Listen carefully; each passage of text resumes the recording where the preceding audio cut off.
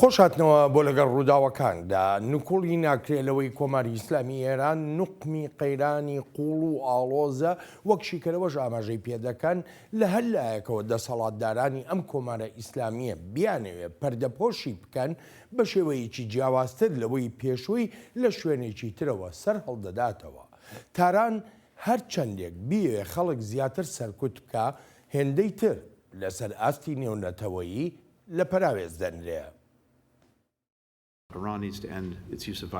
پێویستە ئیران دەستبەرداری توندوتیژەکانی بێت بەرامبەر بە ژنان کە مافی بنەڕەتی خۆیان بەکاردێنن و ئەمەش مافێکی بنشینەیە. وەک ئاماژەیەکیش لێرەوە ئێمە بەردەوام پشتیوانی لەو مافەرجیانە دەکەین بۆ خۆپێشاندانی ئاشتیانە.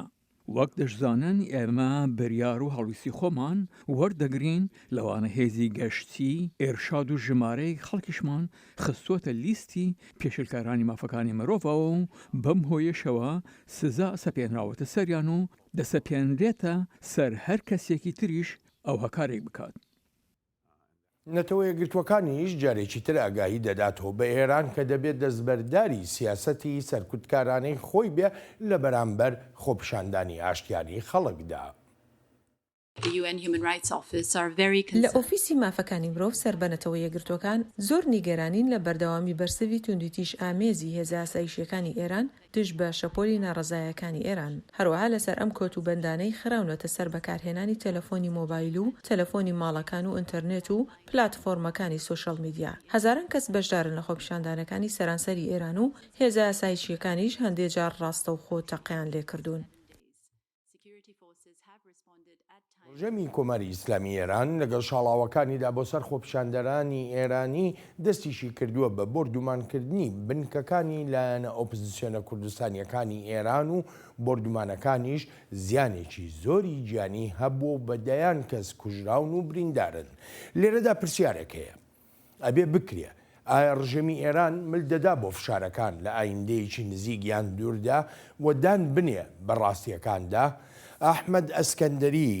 شیکەرەوەی سیاسی میوانی ئەم هەفتەیی لەگەڵ ڕووداوەکاندایە. کاک ئەحمەد سەرەتا سوپاس بۆ ئامادەبوونت. پێ دوایە کۆماری ئیسلامی ئێران مل بدا بۆ داواکانی خەڵک یان لە کۆتاییە ناچار بێ هەندێک لە بەردانەوەاندن بکە بۆ داواکاریەکانی گەلانی ئێران؟ زۆر سپاس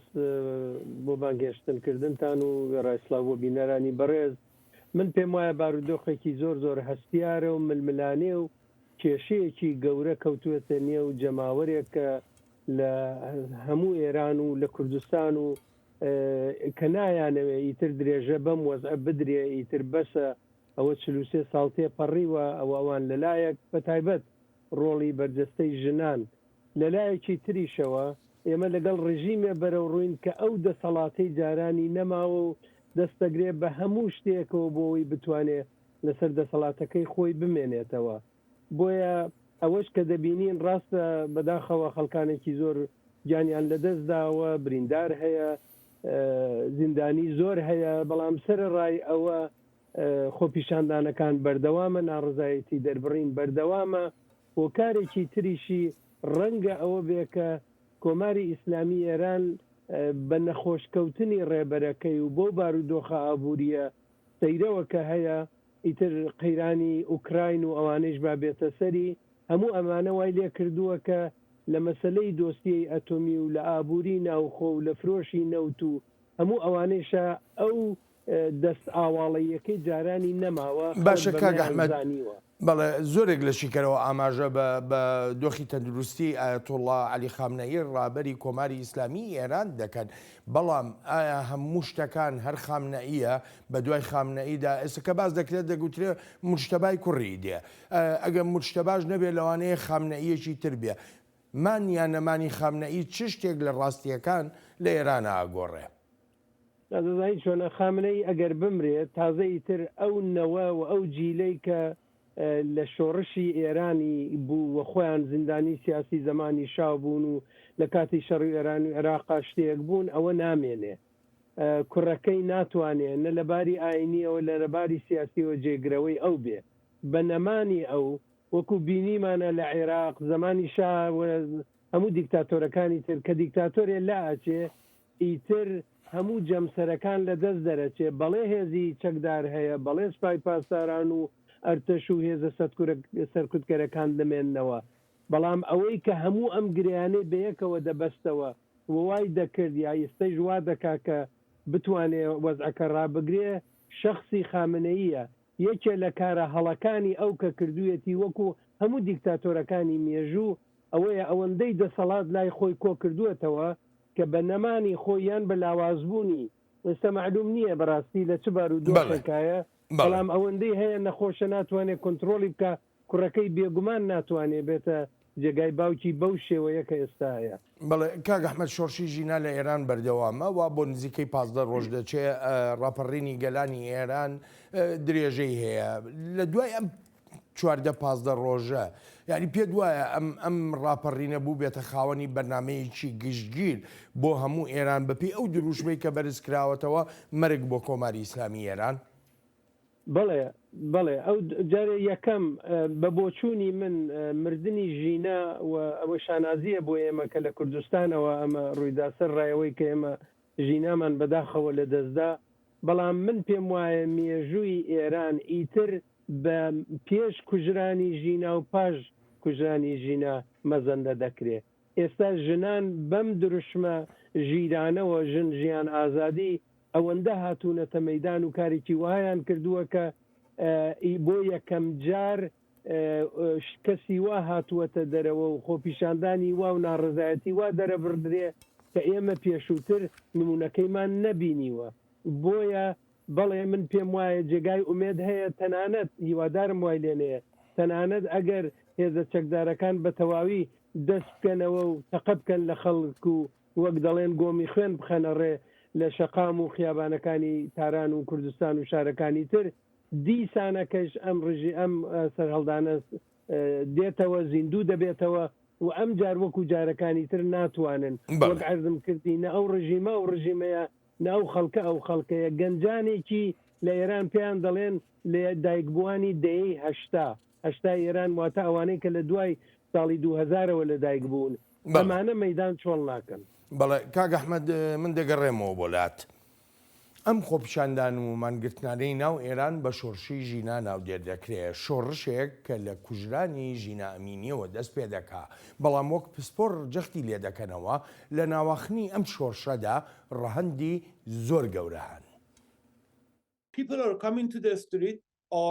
ئەو خەڵکی هاتوونەتە سەر شەقامەکان ناڕزایی بەرامبەر ڕژەم دەردەبرن ناڕزایی لە ئایدۆلۆژی کۆماری ئیسلامی دەردەبرن و ڕەخنیان لە بنەماکانی کۆماری ئیسلامی هەیە وەک حیجاب و چاودێریکردنی ڕەوشت بیرۆکەکانی دەستوەردان لە ناوچەکەدا و داوای سەنگی خستنە سەر کێشەکانی تر دەکرێت بەلای منەوە ئەوەی ڕوودەدات ڕاگەیاندنی شکستی ئیسلامیزمە جا ئەگەر لە ساڵی 1970دا ئیسلامیزم هێزی خۆی نیشاندا ئەوە لە 2022دا شکستی پێهێنرا و لە ئێرانەوە دەستی پێکرد و هیوادارم شوێنەکانی تریش بگرێتەوە. گەڕێمەوە بۆ لای جەنابەت ئەگەر بکرێت زۆر بە کورتی پێم بڵێ شەقامی ئێرانی ئەتوانێت درێژە بدا بەم شەپۆلینا ڕۆزاییە بەم ڕاپەڕینە بەم شۆڕشەی ژینا من پێم وایە دەیدا بڵێ لەبەر خاتری ئەوە بۆ یەکەم جار دەزانی ژینا ئەگەر مردنی ژینا کوشتنی ژینا بۆیە وای لێهات لەبەرەوە ژن بوو لەبەرەوە کورد بوو لەبەرەوە غەریب بوو لە تاران و لەبەرەوە بوێر بوو ژنانی ئێران هەمویان خۆیان ناسیەوە ژنانی وا هاتنە سەر تەلەڤیزیۆن وتیان ئێمە کە لە گەشتی ئرشادی ئێمەی گرتووە لەناو ئەو ڤان ئەو ئۆتۆمبیلەی کە ئێمەیان گرتووە دەستدرێژی سێکسی کراوەتە سەرمان یعنی ئەمانە ڕواڵەتێکی تری داوە بەو ڕژیمە و ئەمە وەک عەرزم کردی ئەو گەنجانەی کە هاتوونەتە سەرشەقام و خۆپیشاندانەکەن ئیتر زۆر دەربەز نین ئەگەر دنیا دۆسیەی ئەتۆمی و ئەوانە گەورە بکاتەوە دیسان چارەسەری مەسەلەکە ناکە وەک پەرچەکردارێک ڕژێمی کۆماری ئیسلامی ئێران لە بەرامبەر ئەو شەپۆلی ناڕەزاییە لە ناو ئێراندا بردومانی بنکە و بارەگاکانی لایەنە سیاسیەکانی کوردستانی ئێران دەکات لە هەرێمی کوردستانی عێراقدا تا چەندی تر لەگەڵ ئەو هەموو ناڕەزایی کە هەیە لەسەر ئاستی نێونەتەوەیش تا چەندی تر ئێران دەتوانێت بەردەوام بێت لەسەر ئەو کارانەی ئەمە بەشێکی مێژوویەکی هەیە ساڵەهای ساڵە ئێران دەڵێ حکوومەتی هەرێم نابێ ڕێگابدا بە ئۆپۆزیسیۆن لەوێ بن ئەوان لە چوارچێوەیەکی دیاریکراوی یاساییدا لەوێن بە بۆچوونی من ئەم هێرشە بۆ سەر حیزبەکان لایەنێکی فشارە بۆ هەرێم بۆ ئەوەی کە بڵێ پێدوانە بێ کورد دەتوانێت بێ بە شتێک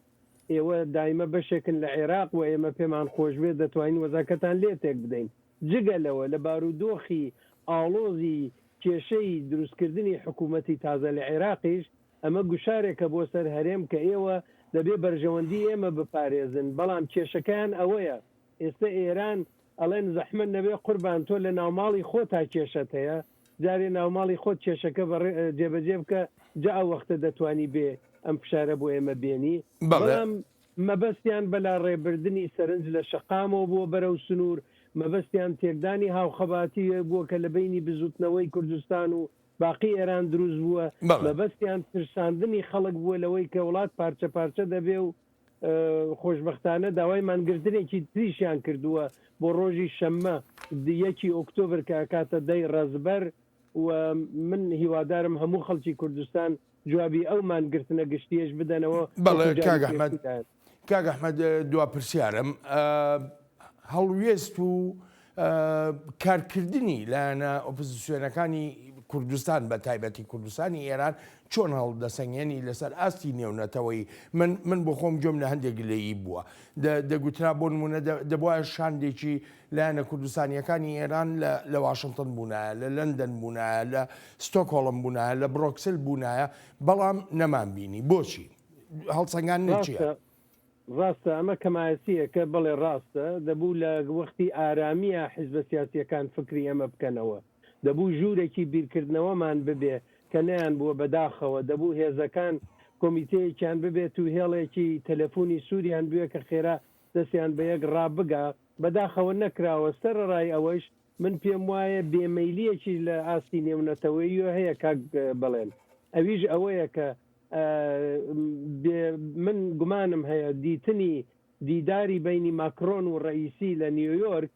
بەشێکی ئەوە بووە کە داوایان لێکردوون کە ئێمە ئەمانەوێ ئەم دۆسی ئەتۆمیە لەگەڵەوە ئیمزا بکەین و دیارە ئیمتیازیشیان پێداون بەڵام ناتوانین لە وەختێکا کە ئێوە خەڵکی خۆتان دەکوژن و سارەکان خوێن ئێمە لەگەڵتانە هاوکاری بکەین ئەمە کاردانەوەی ئەوێ بۆ وەفدی کوردیش کە نەتوانن بە ئاسانی دەستیان ڕابگا بەڵام منیش لەگەڵ ئەو ڕەخنە لە جێی خۆیەتی بەڵێ کاک ئەحمەد سپاس و پێزانینم بۆ بەشداریەکەت زۆر سپاس دەکەم ئەلبەتە ئازیزانم سپاسی بێپایانم بۆ ئێوەی ئازیز و تا هەفتەی ئایندە و لەگەڵ ڕووداوێکی نوێدا ڕێز و خۆشەویستی بەڵێن ساڵح پەسەند بفەرموون. دەنگێ ئەمریکا جافکانیەکە پێباوەریان و چاو ئاگاهیان.